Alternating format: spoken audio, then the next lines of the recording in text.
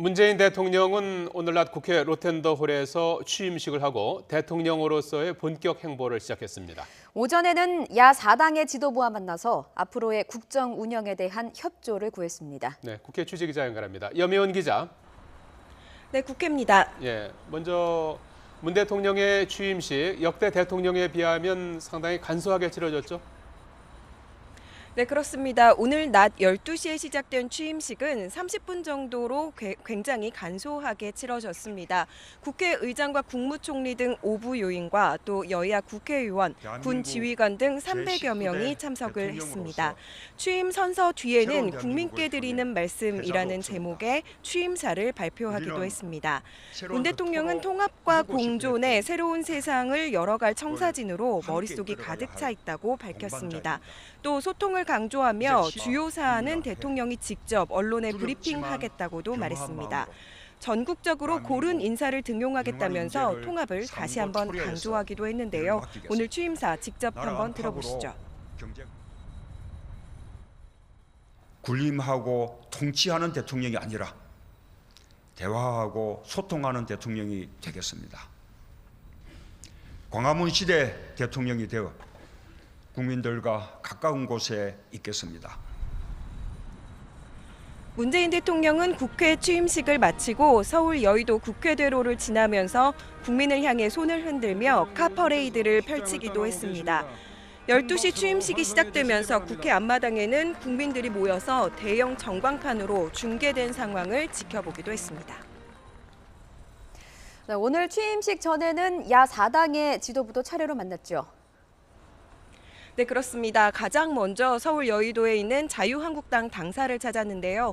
정우택 원내대표와 면담을 했습니다. 이 자리에서 문 대통령은 야당과도 소통과 대화를 해서 국정 동반자로 함께 하겠다고 강조했습니다.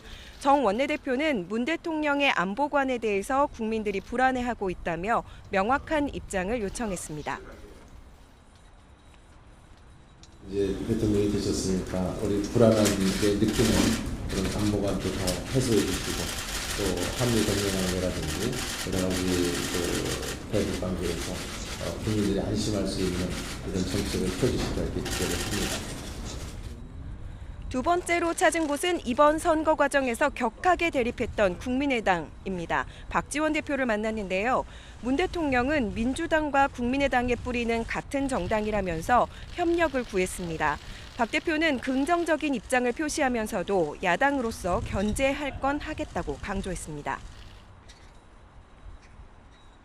앞으로 대통령님께서 국정을 펴나가시는데 당으로서 협력의 방점을 두고 또 야당이기 때문에 견제할 것은 견제하면서 나가도록 하겠습니다.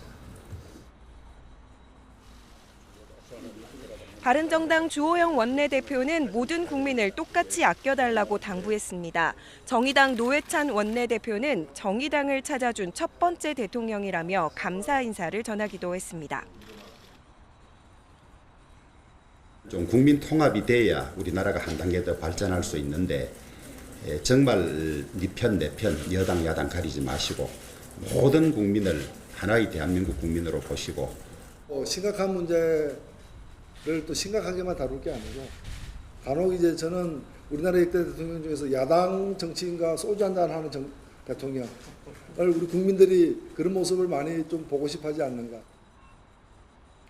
앞서 국회 방문 전에는 문 대통령은 더불어민주당 추미애 대표 등 당 지도부와 함께 국립현충원을 참배했습니다.